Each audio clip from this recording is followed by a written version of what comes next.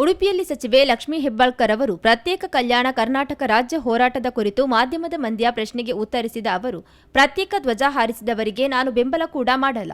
ಕರ್ನಾಟಕ ರಾಜ್ಯೋತ್ಸವದ ದಿನ ಬಹಳ ಪವಿತ್ರವಾದದ್ದು. ಕರ್ನಾಟಕ ಏಕೀಕರಣಕ್ಕೆ ಹಿರಿಯರು ಸಾಹಿತಿಗಳು ಹೋರಾಟ ಮಾಡಿದ್ದಾರೆ.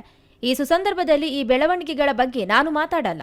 ಈ ಬೆಳವಣಿಗೆಯ ಬಗ್ಗೆ ಮುಂದಿನ ದಿನಗಳಲ್ಲಿ ಮಾತನಾಡುತ್ತೇನೆ, ಈಗ ಮಾತಾಡಲ್ಲ ಎಂದರು. ಪ್ರತಾಪ್ ಸಿಂಹ ಮತ್ತು ಪ್ರದೀಪ್ ಈಶ್ವರ್ ಕೀಳು ಮಟ್ಟದ ಮಾತಿನ ಕುರಿತು ಮಾತನಾಡಿದ ಅವರು, ಅಕ್ಕನ ಸ್ಥಾನದಲ್ಲಿ ನಿಂತು ಇಬ್ಬರಿಗೂ ಕಿವಿಮಾತು ಹೇಳುತ್ತೇನೆ. ನನ್ನ ವಿಚಾರದಲ್ಲೂ ಬಹಳಷ್ಟು ಅಪಮಾನಗಳನ್ನು ಅನುಭವಿಸಿದ್ದೇನೆ. ರಾಜಕಾರಣಿಗಳನ್ನು ಜನ ಗಮನಿಸುತ್ತಿರುತ್ತಾರೆ. ನಾವು ರೋಲ್ ಮಾಡೆಲ್ ಆಗಬೇಕೇ ಹೊರತು ನಾಚಿಕೆ ಆಗುವಂತೆ ವರ್ತಿಸಬಾರದು. ಇಲ್ಲಿಗೆ ಈ ವಿಷಯವನ್ನು ಬಿಟ್ಟು ಬಿಡಿ ಎಂದು ಕಿವಿಮಾತು ಹೇಳಿದರು. ಜನರು ನಮ್ಮ ಅಭಿಮಾನಿಗಳಾಗಿರ್ತಾರೆ, ನಮ್ಮನ್ನು ಫಾಲೋ ಮಾಡ್ತಾರೆ. ನಾವು ರೋಲ್ ಮಾಡೆಲ್ಗಳಾಗಬೇಕೇ ಹೊರತಾಗಿ ಜನರಿಗೆ ನಮ್ಮನ್ನು ಕಂಡ್ರೆ ಒಂದು ನಾಚಿಕೆ ಆಗುವಂಥ ಮನಸ್ಭಾವನೆ ಬರಬಾರ್ದು. ನಾನು ಪ್ರತಾಪ್ ಸಿಂಹ ಅವ್ರಿಗೂ ಹೇಳ್ತೀನಿ, ಪ್ರದೀಪ್ ಈಶ್ವರ್ಗೂ ಹೇಳ್ತೀನಿ, ನೀವು ಜನರನ್ನು ಪ್ರತಿನಿಧಿಸ್ತೀರಾ. ನಿಮ್ಮ ಆಚಾರ ವಿಚಾರ ನಿಮ್ಮ ಭಾಷೆಯನ್ನು ಜನ ನೋಡ್ತಾ ಇದ್ದಾರೆ. ದಯಮಾಡಿ ಇದನ್ನು ಇಲ್ಲಿಗೆ ಬಿಟ್ಟುಬಿಡಿ. ನಿಮ್ಮ ತಂದೆಯನ್ನು ನಿಮ್ಮ ತಾಯಿಯನ್ನು ಎಳ್ಕೊಂಡು ಬರೋದು ಯಾವ ಸಂಸ್ಕೃತಿ? ನವೆಂಬರ್ ಕ್ರಾಂತಿ ವಿಚಾರದ ಕುರಿತು ಪ್ರತಿಕ್ರಿಯಿಸಿದ ಅವರು, ಕಾಂಗ್ರೆಸ್ ಪಕ್ಷದ ಸಾಮಾನ್ಯ ಕಾರ್ಯಕರ್ತೆ ಕ್ರಾಂತಿ ಮತ್ತು ಶಾಂತಿ ಹೈಕೋರ್ಟ್ಗೆ ಬಿಟ್ಟ ವಿಚಾರ, ಬದಲಾವಣೆ ಎಐಸಿಸಿ ಅಧ್ಯಕ್ಷರ ಬಿಟ್ಟ ವಿಚಾರ, ನನ್ನ ಸಹಿತ ಎಲ್ಲರೂ ಪಕ್ಷ ಹೇಳಿದ್ದನ್ನು ಕೇಳುತ್ತೇವೆ ಎಂದರು.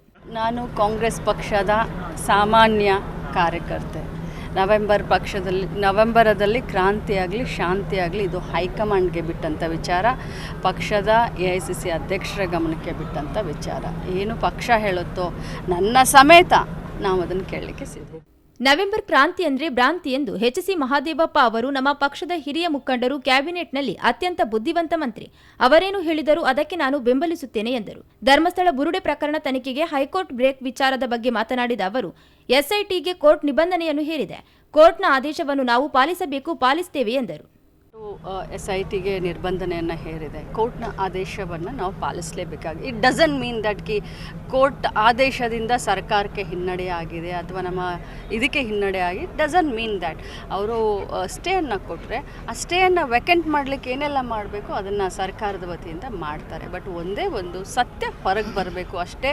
ಧರ್ಮಸ್ಥಳ ಪವಿತ್ರವಾಗಿದ್ದು ಪವಿತ್ರವಾಗಿ ಇದೆ ಅನ್ನುವಂಥ ಸಂದೇಶ ಬರಬೇಕು.